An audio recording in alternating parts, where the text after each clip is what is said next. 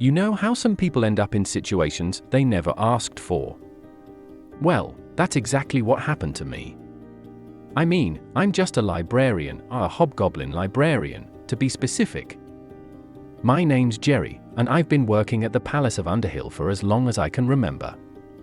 It's a huge, sprawling place, full of books, magical artifacts, and tunnels that seem to shift around just for fun.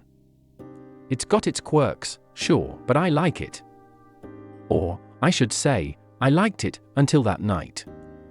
The night everything changed. Let me set the scene. It was a quiet evening, the kind I usually enjoy. I was finishing up my work, organizing scrolls, and minding my own business. The palace was mostly empty, save for a few fae wandering around, but they never bothered me. I was the only hobgoblin there, which made me feel a little special, like I had my own corner of this strange world. The tunnels, however, had a mind of their own. They liked to shift and rearrange, especially at night, turning what should have been a simple walk back to my quarters into a full-blown maze. That's exactly what happened that night. I'd been walking for what felt like hours, the same stone walls stretching out before me.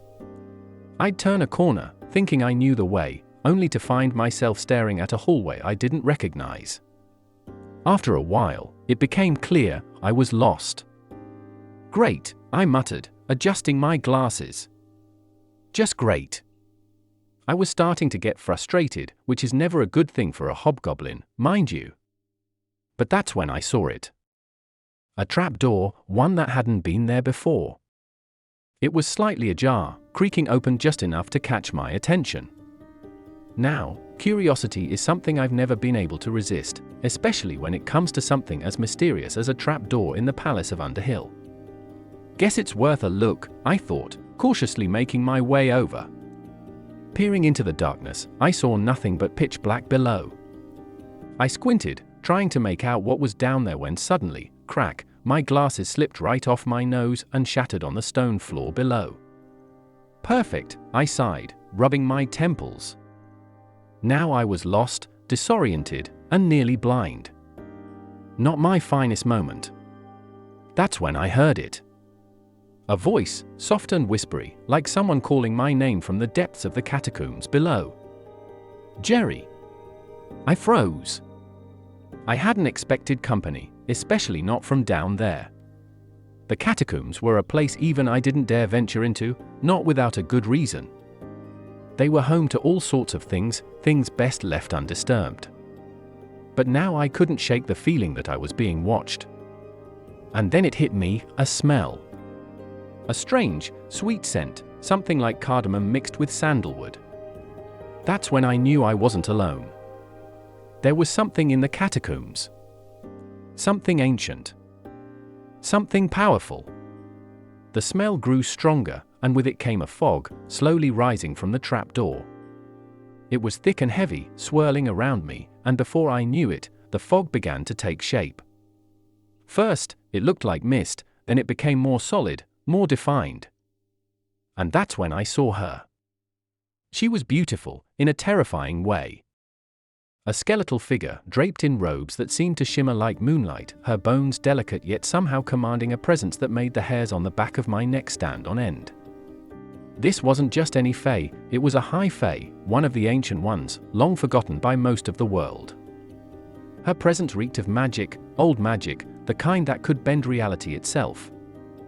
And I was just a hobgoblin with broken glasses. What do you want? I stammered, backing away slowly. The figure just stared at me with those hollow eyes, not saying a word. The scent of cardamom was overpowering now, filling the air like a cloud of memories I couldn't quite grasp.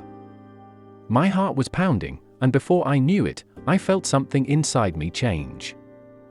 It's hard to describe what happened next. You see, hobgoblins like me, we have a hidden side. A darker side. We call it the Bogart form, our true nature, a creature of nightmares designed to inspire fear in the hearts of anyone unlucky enough to cross our path. I hadn't transformed in years, but something about that high phase presence, something about the fog and the scent, it triggered something in me. I felt my body begin to shift. My skin rippled and tore, reforming into something monstrous. My fingers stretched, claws replacing nails, and my face twisted into a snarl. My vision sharpened, and suddenly I didn't need glasses anymore. I had become my Bogart, and it felt wild. The High Fae tilted her head as if sizing me up, and for the first time, I saw a flicker of something in her expression. Was it fear? No, it couldn't be. But she was no longer so still. She began to back away, the fog swirling faster around her. Whatever power she had, it wasn't enough to stop the Bogart inside me. I lunged forward, teeth bared, ready to chase her into the very depths of the catacombs if I had to. But just as quickly as she had appeared, she began to fade. The fog dissolved, the scent of cardamom disappeared, and she was gone, vanished into the darkness below. For a moment, I just stood there, panting, trying to catch my breath. The Bogart form was always hard to control, but I had managed to reel it back in. My claws retracted, my skin reformed, and before I knew it, I was just Jerry again. Just a hobgoblin librarian, standing in an empty hallway, staring down at a broken pair of glasses. I don't know what happened that night, not really. Maybe it was the magic of the palace, or maybe it was something older, something that had been lurking in the catacombs for centuries, waiting for someone like me to stumble upon it. All I know is that I'm not going anywhere near that trapdoor again. The next morning, I bought a new pair of glasses, made a mental note to avoid unexplored tunnels, and returned to my work. The Palace of Underhill may have its secrets, but as far as I'm concerned, some doors are better left closed. And that, my friends, is how I ended up in the strangest and scariest situation of my life. All because I couldn't resist the lure of a trapdoor and a whiff of cardamom.